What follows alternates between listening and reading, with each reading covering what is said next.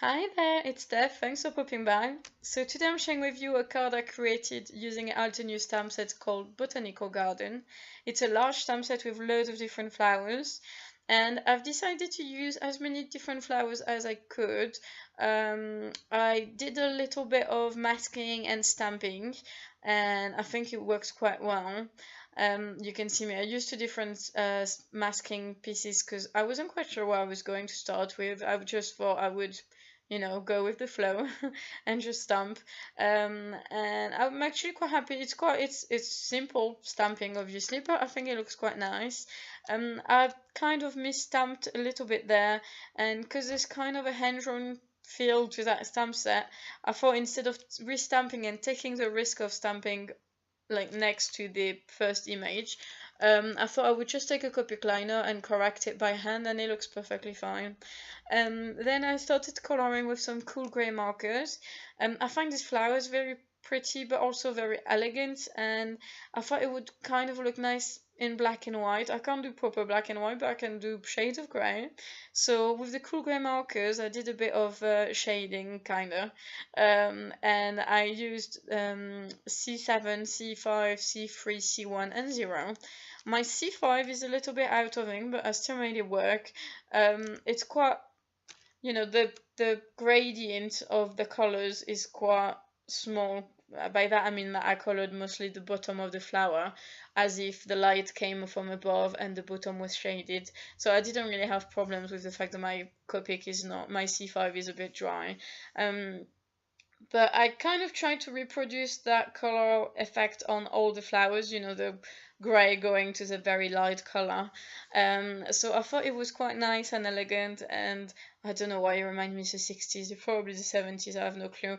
But then after that, I decided to add a little bit of color, and maybe the 50s. Anyway, I decided to add a little bit of color with that green, but to keep in the classic kind of retro effect, vintage retro. I used this kind of mossy green rather than the Christmas green, if you know what I mean. And I think it works quite well actually. So I just added a bit of green here and there. I will add some yellow in the middle of these flowers. Just to give them a little bit more, a bit more colors to that color. I didn't want it to be too dark. And then I decided to actually add the rainbow colors in it.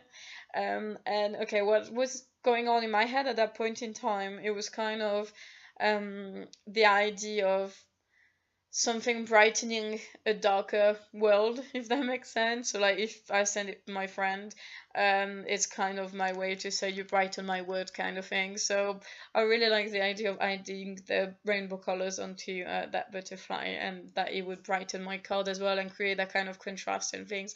So I'm going to stop pretending I'm very arty now and I'm just going on with my coloring. I use B60, which is kind of a blue purple-ish, very light color, because I didn't want to add the shading with the same color that I used for the flowers.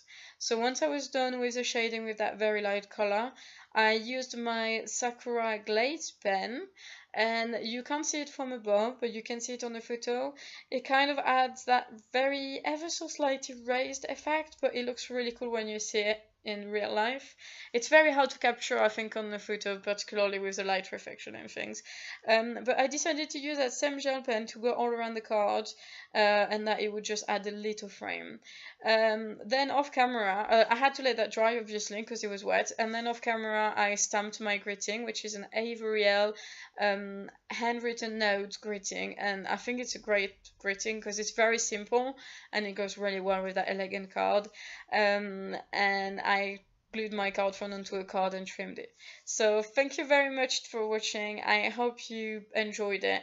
If you did, please give it a thumbs up and don't hesitate to subscribe to my channel for more videos. Thank you. Bye.